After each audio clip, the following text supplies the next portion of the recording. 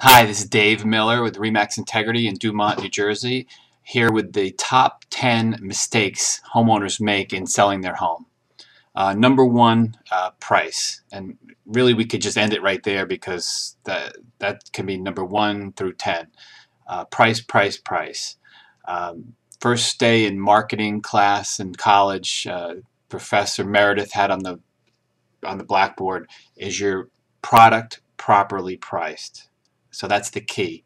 Um, if you were baking a cake, this is the example given, if you're baking a cake and use all the best ingredients, uh, but then you put it in the oven and you turned around and you notice 2 eggs sitting on the counter, you forgot the eggs, uh, it doesn't matter. The cake isn't coming out well, and that's the price. Okay, you have to have a proper price. But let's go on with the rest. 2, access. Yeah, believe it or not, some houses are difficult to get into. You have the showing instructions, or call the agent, 24-hour notice, Tuesdays and Thursdays between 5 and 5:30. You know, it's insane. There's so many homes available. The ones that are easier to look at get shown more. So make sure your access is as accessible as possible, and make sure your agent is making it accessible and not difficult.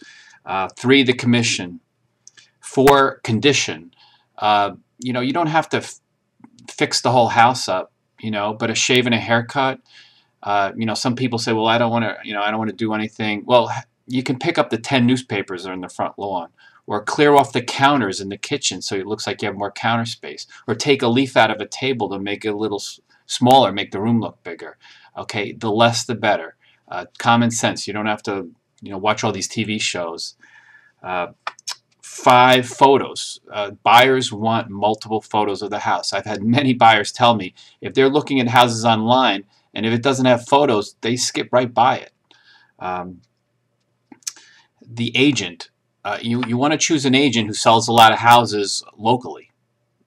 Common sense, but you'd be surprised how many times people, get an agent from, it's the receptionist at their dentist office, or their cousin's wife's best friend, and then they wonder why the house isn't sold. The company you choose, the company should be local also. They should be selling houses in your town, because it's not always your agent who's going to be picking up the phone. There's a lot of other people in that company that could pick up a phone. Somebody's calling about your house, and they should know where the school is. They should know the neighborhood. They should know where the parks are. 8, give people space. When people come to the house, people follow them around. You can't follow them around, and don't talk to them. You think, I have many examples where people have moved out of the house. The house has been on the market 4 months, didn't sell. They move out of the house, we sell it in 2 weeks. Why? Because the owner's not hounding the people, following them around, saying things they shouldn't say. 9, flexibility. This is the big F, flexibility, especially in the beginning. Sometimes people are on the market and they get an offer right away, and maybe it's a little bit lower than they expected, but they're, oh, we're not giving the house away. It's only been on the market 3 days. But guess what? A lot of times, there's a saying in this business, your first offer is your best. So take every offer seriously. Try to work it out. Try to get it to a palatable number, because you know what? 2 months later, these same people are calling me up saying, Dave, nobody's coming to the house. Well, yeah, now you're 2 months old. Now it's not the new listing anymore. And a lot of times we don't get the same price we had gotten day 3.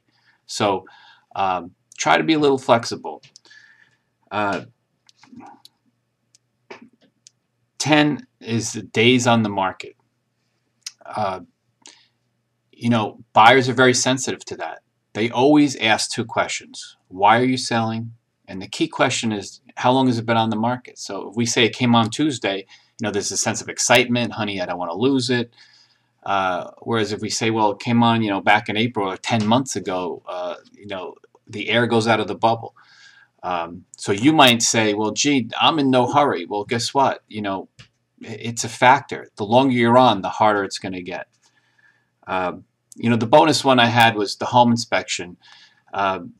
deals fall through on the home inspection. Again, flexibility, okay?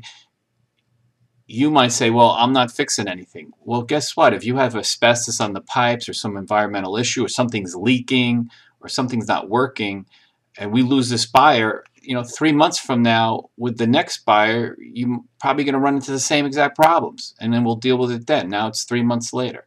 So I would say deal with it now. All right, Dave Miller, give me a ring or an email if you have any questions. Thank you.